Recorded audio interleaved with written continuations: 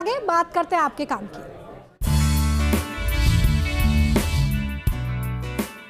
देखिए, अक्सर डाइटिंग पर रहने वाले या डायबिटीज के मरीज आर्टिफिशियल स्वीटनर का इस्तेमाल करते हैं, लेकिन एक्सपर्ट इसे परहेज की सलाह देते हैं। कई रिपोर्ट्स में आर्टिफिशियल स्वीटनर को कैंसर की वजह बताया गया है। तो शुगर फ्री और आर्टिफिशियल स्वीटनर कितना स्वीट और कितना जहरीला होता है, आप इस रिपोर्ट के जरिए समझिए।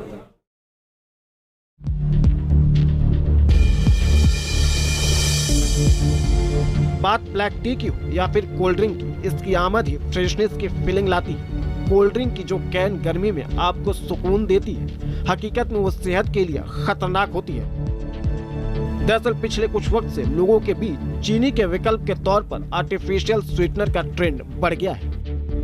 स्लिम ट्रिम दिखने की चाहत में लोग आर्टिफिशियल स्वीटनर का इस्तेमाल करने लगे हैं, लेकिन शुगर फ्री में स्पार्टेम का इस्तेमाल किया जाता है। ये बिना कैलोरी ऐड किए खाने पीने की चीजों को मीठा बना देता है। मेडिकल एक्सपर्ट के मुताबिक तय सीमा से ज्यादा इसका इस्तेमाल सही नहीं है, क्योंकि शुगर फ्री और आर्टिफिशियल स्वीटनर कार्सिनोजेनिक होते हैं। मतलब इनका इस्तेमाल कैंसर की वजह बन सकता है। ये दावा WHO यानी विश्व स्वास्थ्य संस्थान ने किया है।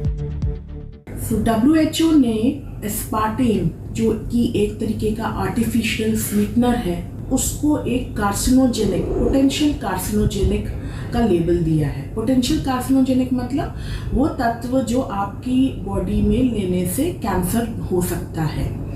पर हमको ये भी समझना पड़ेगा कि उनने एक लिमिट दी है कि उसके ऊपर लेने पे वो एक पोटेंशियल कार्सिनोजेनिक एलिमेंट हो सकता है, और जो लिमिट है वो है 40 mg पर kg body weight per day की लिमिट।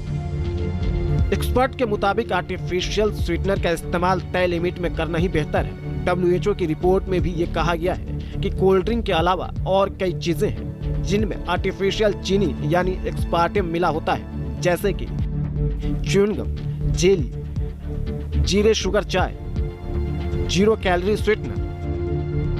बट अगर WHO की स्टडीज देखी जाए, जो उन्होंने रिकमेंडेशन भेजा है वो 3 स्टडीज के बेसिस पे भेजा है, और उन्होंने ये भी लिखा है कि ये हमने इन 3 स्टडीज में पाया है और इसके बारे में और भी ज़्यादा रिसर्च की ज़रूरत है।